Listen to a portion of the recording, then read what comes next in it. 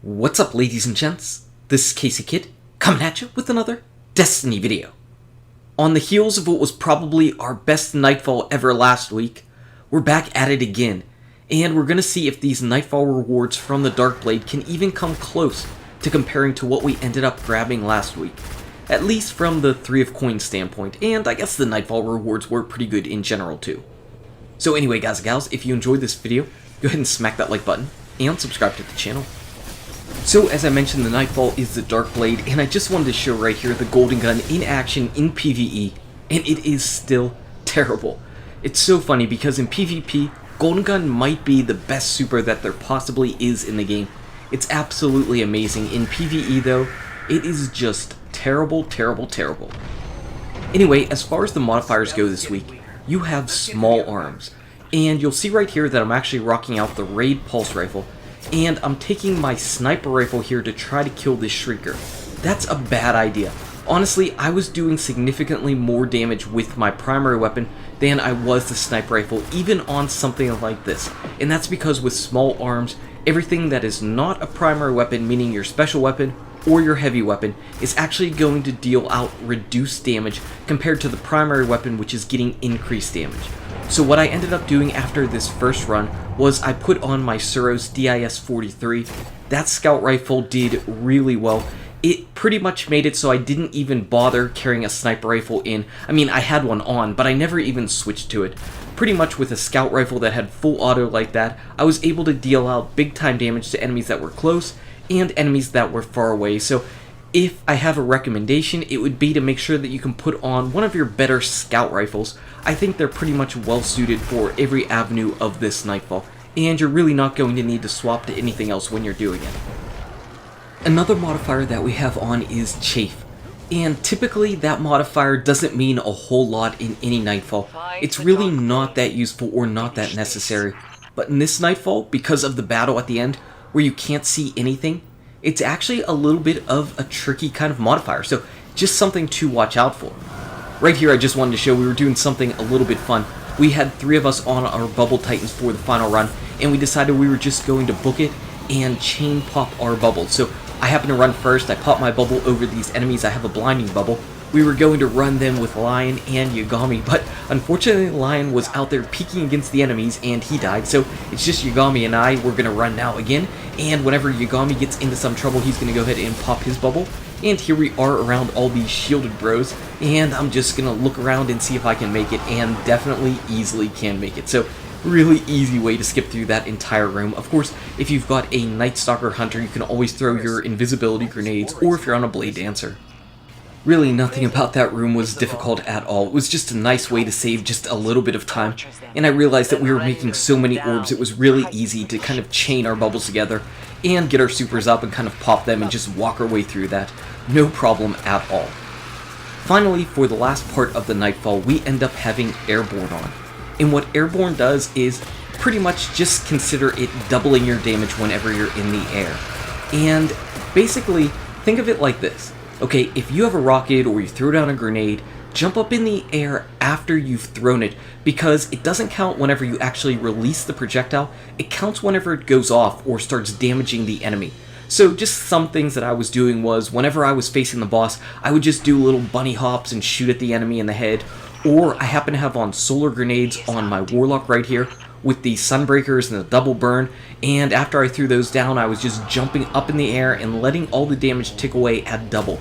And that's a really nice and really cheap way to get a whole bunch of damage out there on enemies. Just a really nice and easy way. You don't have to do anything other than jump, and you get pretty much double the damage. So most of the time I'm dealing out 3,000 and change to the head. Whenever I jump and happen to hit a critical hit spot, I end up dealing over 7,000 to the head. So like I said, really cheap damage to get on your bullets. Airborne is a really good modifier. It works really well obviously with these solar grenades because they just sit there and they burn for so long. They would work out really well with the Titan's spike grenade or the void wall grenade or anything that pretty much lingers for a long time. You could also do it on the trip mine grenades because they take a little bit to go off, so even if you throw it and stick an enemy with it, You can then just jump up in the air whenever it's about to go off and deal pretty much double the damage. Just a lot of ways to kind of abuse that. If you happen to rock out the Telesto, again, you can stick the enemy and then jump in the air before the explosions go off, though Telesto really wouldn't be my choice for this Nightfall, mainly because it's going to deal out reduced damage. Your best bet is definitely going in here with your best, hardest hitting primary weapon. I really like this Suros DIS-43, it's full auto, it packs a big punch at the enemy, and I pretty much get my most bang for the buck here. Now before finishing things off, let's talk about the Nightfall just a little bit again. It's really interesting to me, but don't consider Nightfall anymore to be endgame content. It's really not. The best things that you can get from the Nightfall are the strike-specific loot drops. Those can drop at up to 335 light, and pretty much anything that you could get as far as exotic engrams from your 3 of coins on the bosses. That's pretty much the only reason you should really be doing the Nightfall if you're looking for your endgame light. Other than that, it's only loot hunting, really for anything you could potentially get. If you're like me and you just like to see loot drop, you know you're going to get guaranteed loot, but you're only going to get guaranteed loot up to 330 light. And that's a real shame. I think that's a real problem with the Nightfall. So unless you're really around that 310 to 320 to mid 320 light, I don't really think the Nightfall end-game rewards are really going to be something that you should be striving for. Those are pretty much the only kind of light level classes that are really going to find the Nightfall worthwhile as far as light leveling. Everybody else is just doing the Nightfall just to do it, just to kind of have some different content to do. They're really not tricky or anything like that, but they're doing it for the hopes of getting those strike-specific rewards, or 3 of coin drops, or just to see anything drop, but it's not necessarily going to really help out your light at all, unless you're not up to 330 light. Pretty much if you're close to 330 light, you're going to get helped by the Nightfall. If you're not, it's really not going to benefit you all that much, and that's a real shame. I really think they need to do something else with the Nightfall, just to make it more worthwhile to people, to make it endgame content, because Nightfall used to be one of the best ways to get some endgame content. And right here, this was just too much fun, popping my super offensively, jumping in the air with all those solar burn grenades, absolutely wrecking the Darkblade, absolutely wrecking him.